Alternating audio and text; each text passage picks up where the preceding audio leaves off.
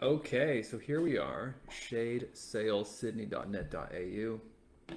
Howdy everyone, I'm Kiram with Massive Effect. We make websites go from that to that. Today we're looking at an interesting website which has a weak design but very strong marketing elements. And let's take a look at what they are. So, um, nothing too great right here, right now, except for the how high this header is. That's very nicely done. Um, I want to show you the good stuff first. So nothing too good happening over here. Um, this is great. This is something you don't see very often. Somebody actually putting the face of the owner or manager or whoever, an executive in the company.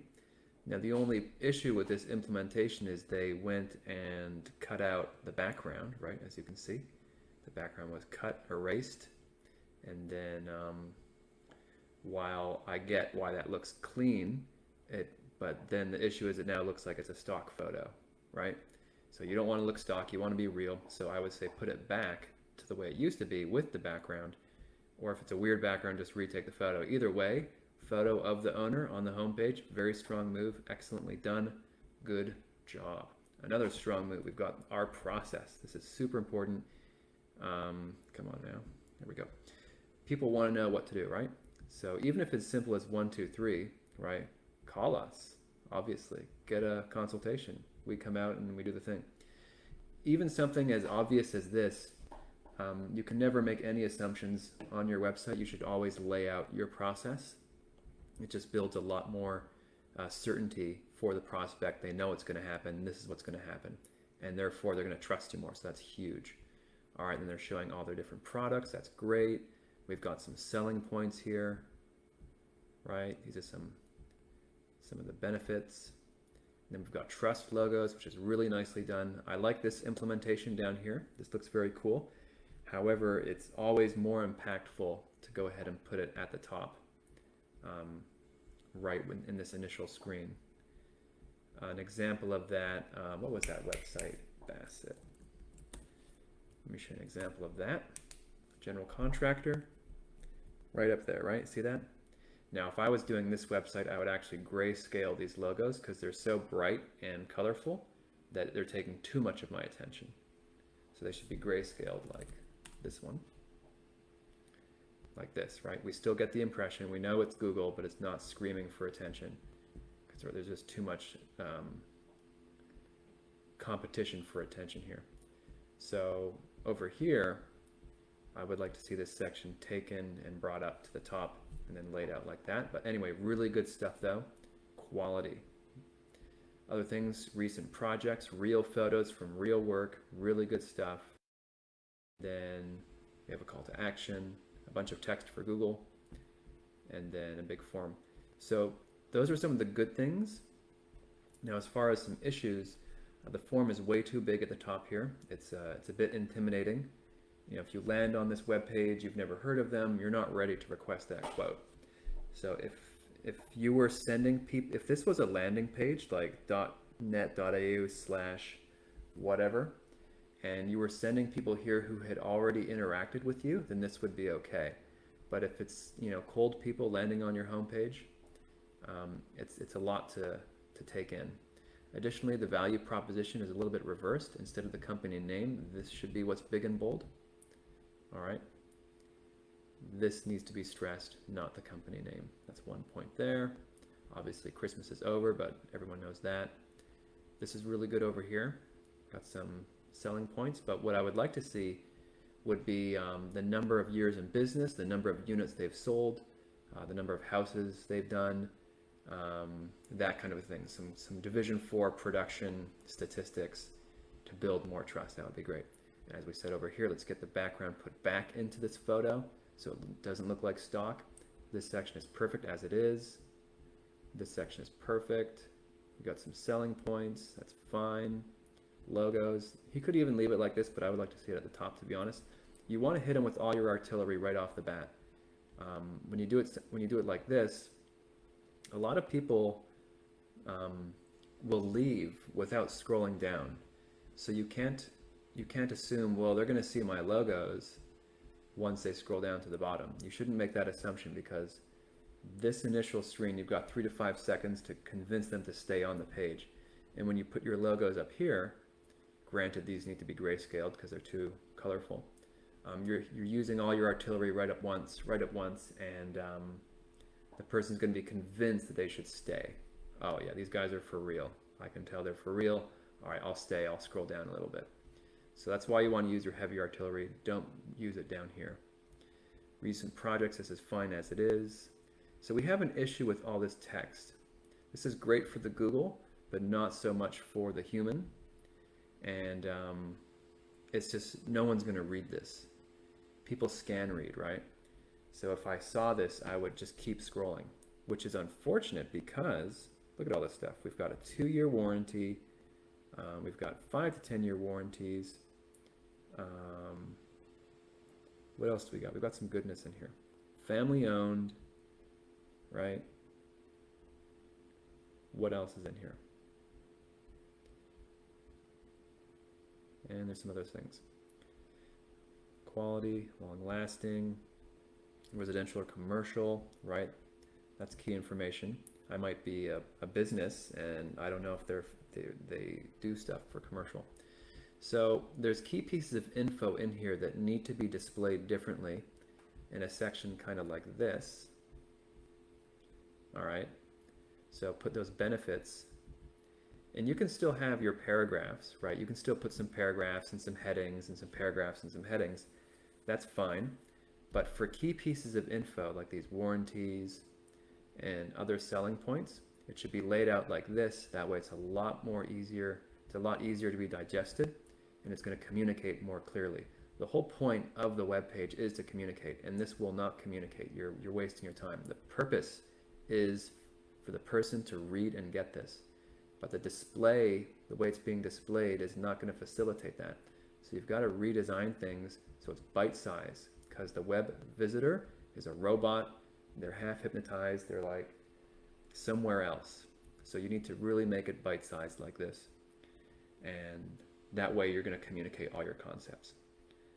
And if you have, big juicy paragraphs, then you should do a format like this where you have a heading, okay, a couple lines and a photo. A heading, a few lines, and a photo. So this doesn't, I'm not saying you can't have text, but it just needs to be spaced out a lot more. Other points, we have the big juicy form at the end, and then we're done. So that's it at this point. We're finished. Design-wise, the website is not attractive. It's just really, the color palette, even the logo, we've got yellow on white, which is fatal because it's hard to read. And it could really use a fresh and proper design. Let me show you something. We're going to go over the Google style guide, brand style guide. When you do your company, you need a brand style guide. It doesn't matter if you're a plumber or if you're Best Buy or whoever, you need to have this all figured out ahead of time. Let's pop this open.